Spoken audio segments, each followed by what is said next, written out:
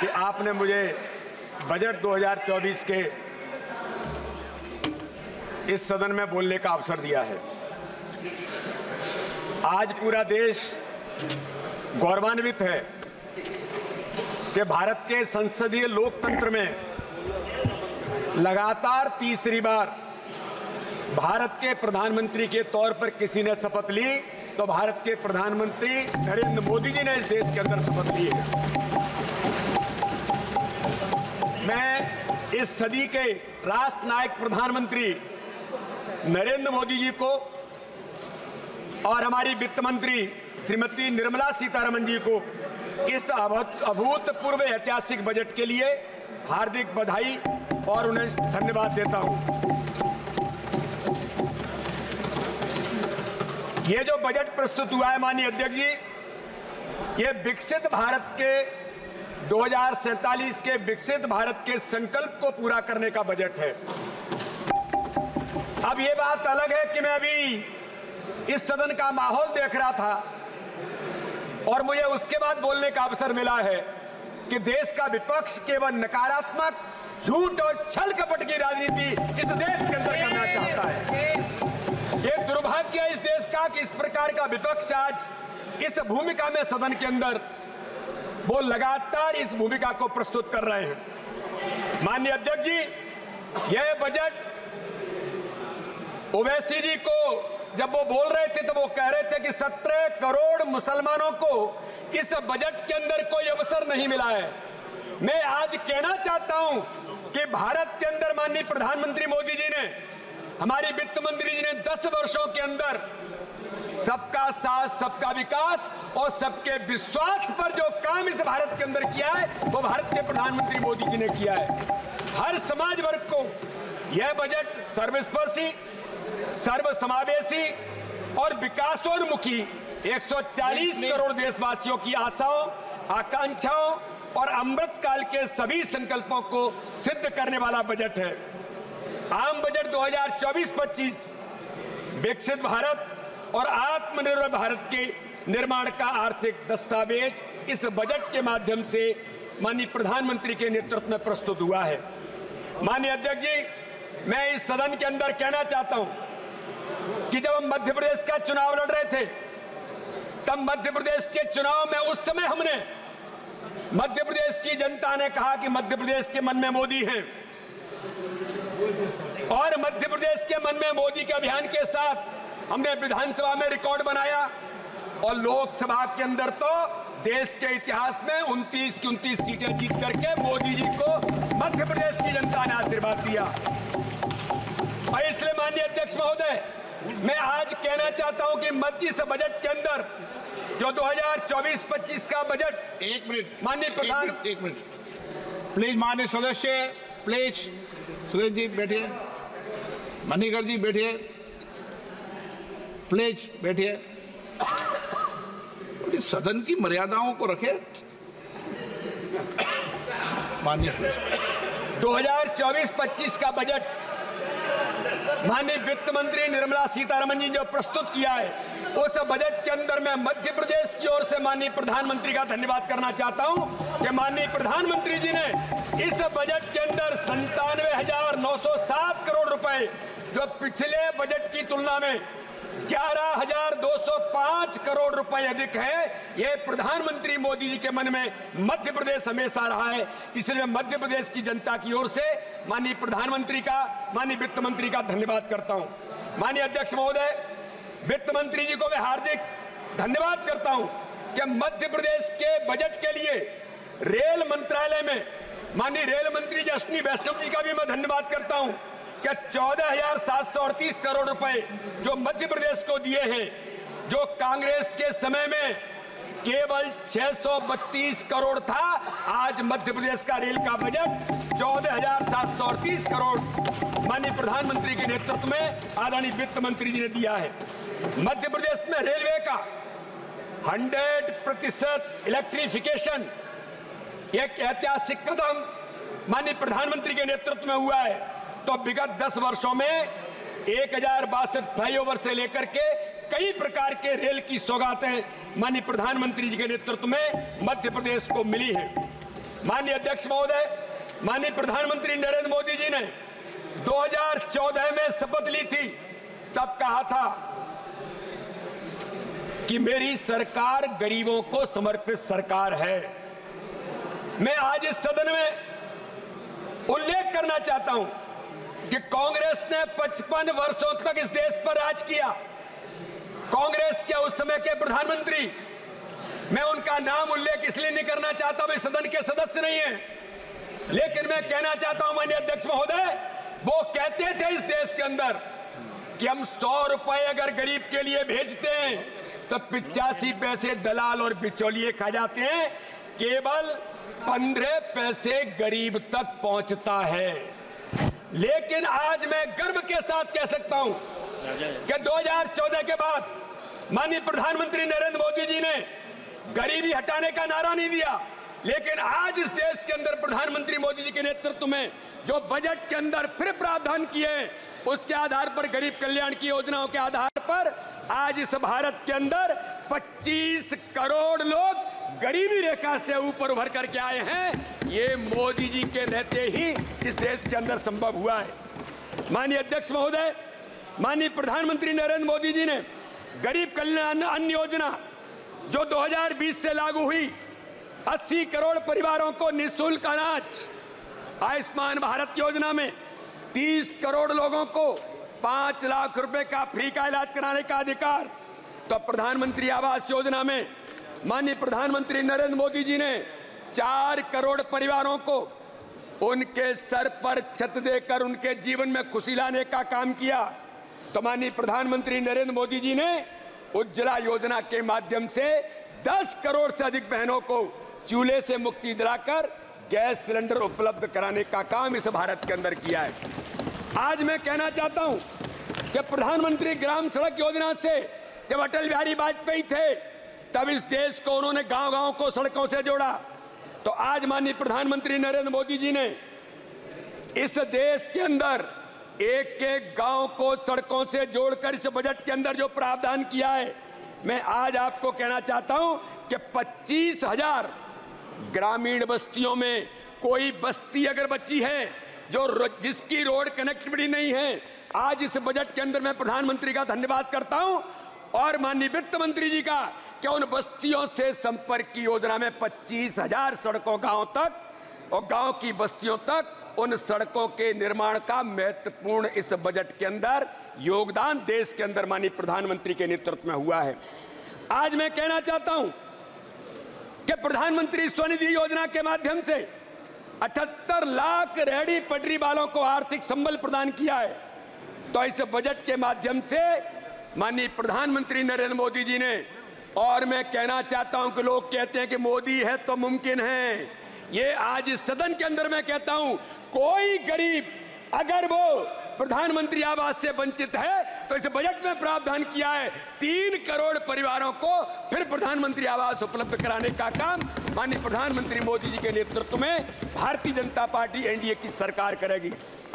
इसलिए माननीय अध्यक्ष महोदय, इस देश के अंदर प्रधानमंत्री गरीब कल्याण योजनाओं के माध्यम से हम जब छिंदवाड़ा का चुनाव लड़ रहे थे, लोग कहते थे कि छिंदवाड़ा तो पता नहीं किन का गढ़ है। मैंने उस समय कहा था छिंदवाड़ा किसी का गढ़ है तो वो प्रधानमंत्री नरेंद्र मोदी के गरीब कल्याण की योजनाओं के हितग्राहियों का गढ़ है और ऐतिहासिक बहुमत से छिंदवाड़ा के अंदर भी विजयश्री हासिल करने का काम भारतीय जनता पार्टी को वहां के उस गढ़ को तोड़ने का भी काम किया है। इसलिए माननीय अध्यक्ष महोदय, आज मैं कहना चाहता हूं कि इस देश के अंदर माननीय प्रधानमंत्री नरेंद्र मोदी जी ने गुड गवर्नेंस के साथ, और जो मैंने कहा था कि जो कांग्रेस के प्रधानमंत्री कहते थे कि इस देश के अंदर 15 पैसे केवल गरीब तक पहुंचता है, तब माननीय प्रधानमंत्री नरेंद्र मोदी जी ने जनधन अकाउंट खोल करके 51 करोड़ लोगों को इस देश के अंदर व्यवस्था को सुनिश्चित कर दिया कि अगर गरीब के खाते में 1 रुपया जाता है तो 99 पैसे नहीं, 1 रुपया ही गरीब के खाते में पहुंचेगा। यह माननीय प्रधानमंत्री ने सुनिश्चित किया है। हमारे विपक्ष के मित्र इस बात के लिए जब उन्होंने जनधन अकाउंट खोले थे तब वो मजाक उड़ाते थे, लेकिन आज मैं कहना चाहता हूं वो दलाल और बिचौलिए 2014 में जब चले गए तो उसके बाद आज देश के अंदर उस गरीब को सुकून मिला है। डायरेक्ट बेनिफिट ट्रांसफर के माध्यम से 34 लाख करोड़ रुपए सीधे लाभार्थी के खातों में पहुंचाए गए। और मैं आज इस सदन में इस बजट भाषण में बताना चाहता हूं कि 2.7 लाख करोड़ की बचत भारत को माननीय प्रधानमंत्री के डीबीटी के माध्यम से इस देश के अंदर हुई है। इसलिए मैं कहता हूं इस देश के अंदर मोदी हैं तो मोदी जी ने इस बात को भी मुमकिन करने का प्रयास किया है, क्योंकि मेरे विपक्ष के मित्र अभी जो लगातार हंगामा करते रहे 2014 से पहले ये देश की सरकार भ्रष्टाचार के नाम से जानी जाती थी। इसे आज मैं इस सदन में एक बात का और उल्लेख करना चाहता हूं। अखिलेश जी भी यहां पर बैठे हैं, बुंदेलखंड के क्षेत्र का मैं सांसद हूं। माननीय अध्यक्ष महोदय, हमारे आज के नेता प्रतिपक्ष 2008 में टीकमगढ़ जिले के एक टिपरिया गांव की बहन भंजनबाई के घर गए थे। अभी वो उदाहरण दे रहे थे, मैं इनसे मिला, मैं उनसे मिला। मैं उनसे पूछना चाहता हूं कि जब 2008 में आपकी सरकार थी, 2014 तक आपकी सरकार चली, वो टिपरिया गांव की बहन भंजनबाई का इतने सालों में क्या हुआ था आपको याद नहीं होगा। लेकिन आज मैं गर्व से कहता हूं उस बहन के सर पर छत देने का काम किसने किया? तो भारत के प्रधानमंत्री नरेंद्र मोदी ने किया। तो मैं तो नेता प्रतिपक्ष जी से कहूंगा, आइए थोड़ा बुंदेलखंड की गरीबी और उस सूखे पर जो आलाप करके आए थे। 2014 के बाद मोदी जी की सरकार बनी। मोदी जी की सरकार ने बुंदेलखंड के लिए जो देने का काम किया है, मैं इस बजट के अंदर माननीय प्रधानमंत्री जी का, माननीय वित्त मंत्री का अभिनंदन करता हूं। अटल जी के वो सपना पूरा करने का काम माननीय प्रधानमंत्री ने किया है।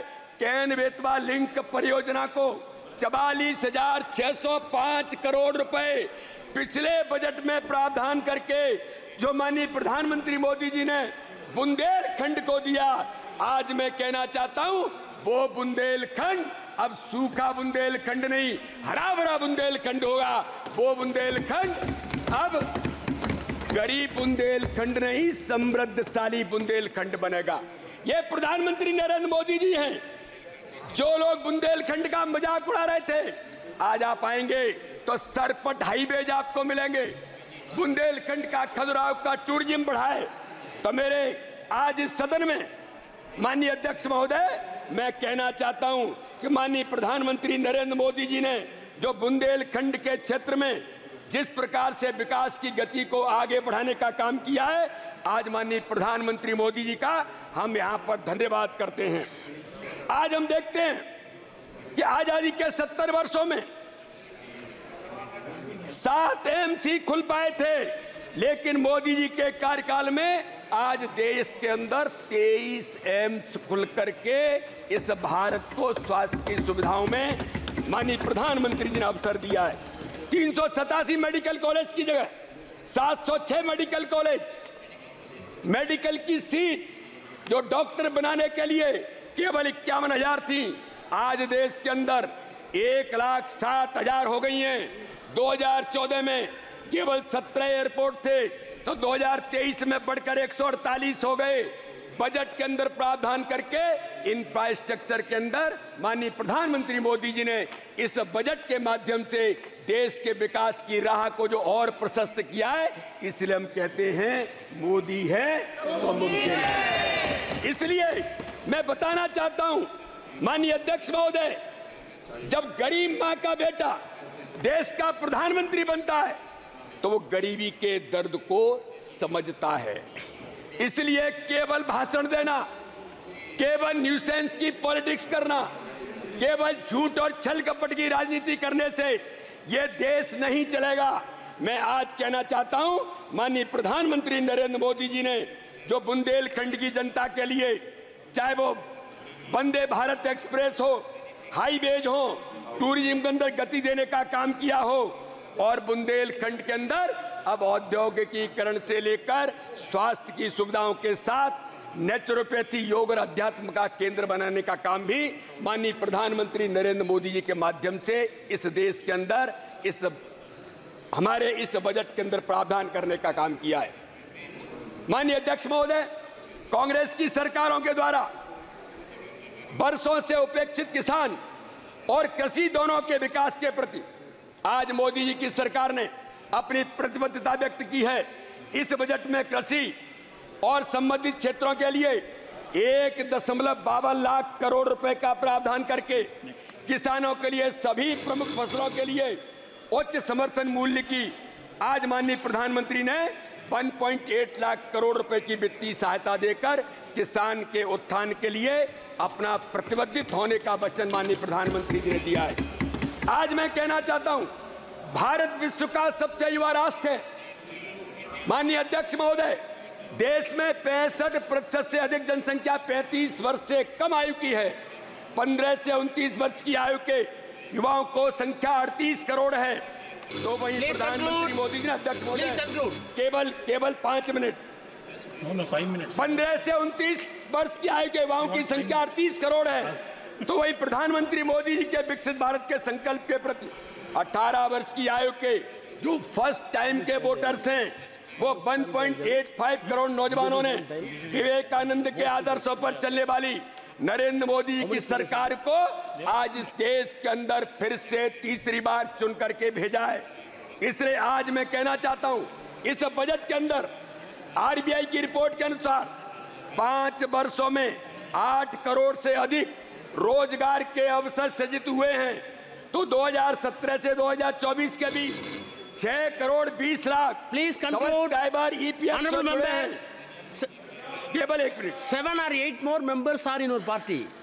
Already you exhausted your time. 1 minute बस। Please conclude within a minute. 6 crore 20 lakh subscriber EPF से जुड़े हैं। मैं माननीय प्रधानमंत्री और वित्त मंत्री जी का अभिनंदन करता हूं कि युवाओं के लिए इस बजट के अंदर 2 लाख करोड़ का प्रावधान माननीय प्रधानमंत्री नरेंद्र मोदी जी ने किया है। इसलिए माननीय अध्यक्ष महोदय, 5 वर्षों में 4 करोड़ 10 लाख युवाओं को रोजगार मिलेगा। यह बजट प्रधानमंत्री नरेंद्र मोदी जी के विकसित भारत के संकल्प को पूरा करने का बजट है। इसलिए आज मैं कहना चाहता हूं इस सदन के अंदर कि स्वामी विवेकानंद ने कहा था, मुझे कुछ ऐसे नौजवान चाहिए जो मेरे मन के अनुरूप हैं, इस देश का परिदृश्य बदल जाएगा। लेकिन आज इस बजट में माननीय प्रधानमंत्री जी ने युवाओं को जो ताकत दी है, मैं कहना चाहता हूं अटल बिहारी वाजपेयी जी ने केवल एक मिनट, अटल बिहारी वाजपेयी जी ने देश के युवाओं से कहा, मैं आपके प्रति बहुत ही आभारी हूँ।